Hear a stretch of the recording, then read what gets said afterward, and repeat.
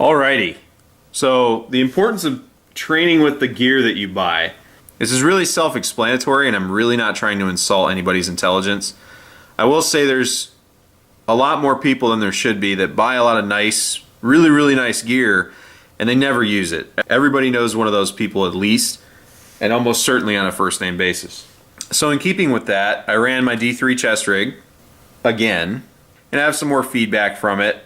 It was a pleasant experience, and I do really like this chest rig.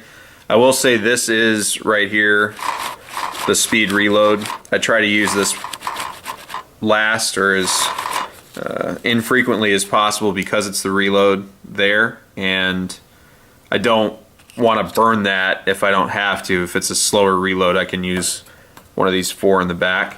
The pistol mags are a slow enterprise. I was using USP 45 mags, so they do fit, and the P30/VP9 mags that I run in there are fine. It's a really adaptable magazine pouch system here, and I really do like that. The one thing I have to really work on is making sure that the system is really snug on my body, because I lean forward while engaging and transition to a pistol and sent a 45 casing down right behind it like I was a chick wearing a tank top or a bra or something. That's how it felt. It just caught that brass, and I thought I had it pretty snug, but I'm gonna have to figure out something to cinch it so it's perfect. See how that shakes out. I had one embarrassing thing happen because I was running the rifle a lot more than I was the pistol out of these. More often than not, I try to reload off my belt for pistol. I have some Blue Force gear stuff that I use, and I'm getting a battle belt together and a few other things. I want to try to keep the pistol mags off the chest rig. I will always keep 2 here just in case. You know, let's say I have a battle belt and I run dry or whatever, and then I throw this on there to supplement it. I might take the mags out, I might leave them in, but it's always good to have some pistol mags on you. I also have the 10 round magazine in here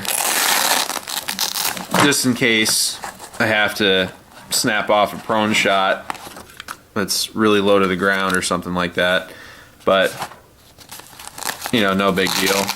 Just ran, you know, some 55 grain stuff, just some transition drills and running the rifle with this, and it was real smooth. I really like these D3 chest rigs. I know they're out of stock right now since forever, and I don't know why, but these are really solid units. I'm very happy with the construction so far.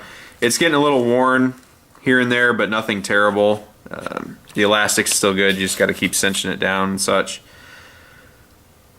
And these things are super tight over the top of the AR mags and over the pistol mags. So you got to really, if you know you're going to get into the shit with this, and you're fighting from a static position, or you're not going to be hitting the deck, getting back up, hitting the deck, getting back up, and if you know for a fact you're not going to be doing cartwheels and barrel rolls and all that shit, I would take 1 or 2 of these off so you have faster access to your stuff if need be.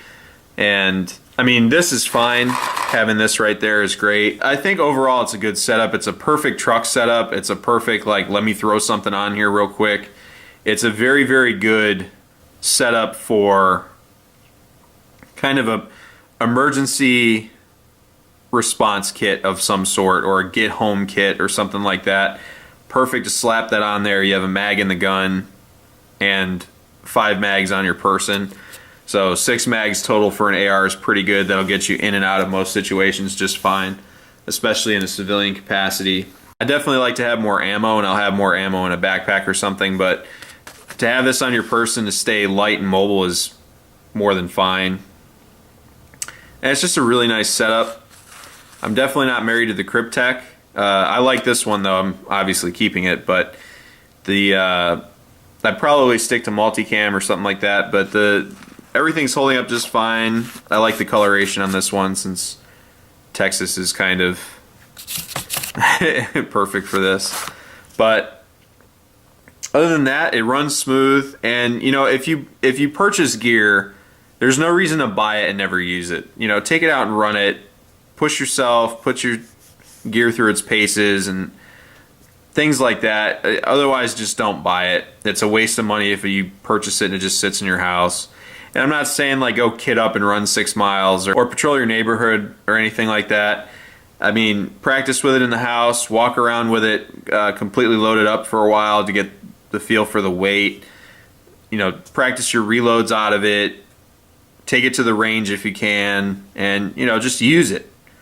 Because if you're not using it, then you might as well not have it.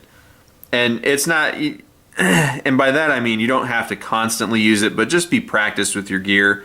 It's super important to know what's going to do what for you, what works, what doesn't work, and not to find that shit out on the fly, because you don't want to be out in the middle of nowhere or in a really, really bad sticky situation and realize that you can't get to mags fast enough. You're dropping stuff, it keeps sliding or jumping around, or it's uncomfortable, or anything like that. You really need to figure all that out beforehand. So if you're going to spend the money in the first place, make sure that you're putting the time into it too. You know, justify that purchase by using it. But other than that, I have some video footage if you want to watch it. It's at the end of the video. Thanks for watching. Take care. Take care of each other. Stay safe. And support and defend the Constitution of the United States of America.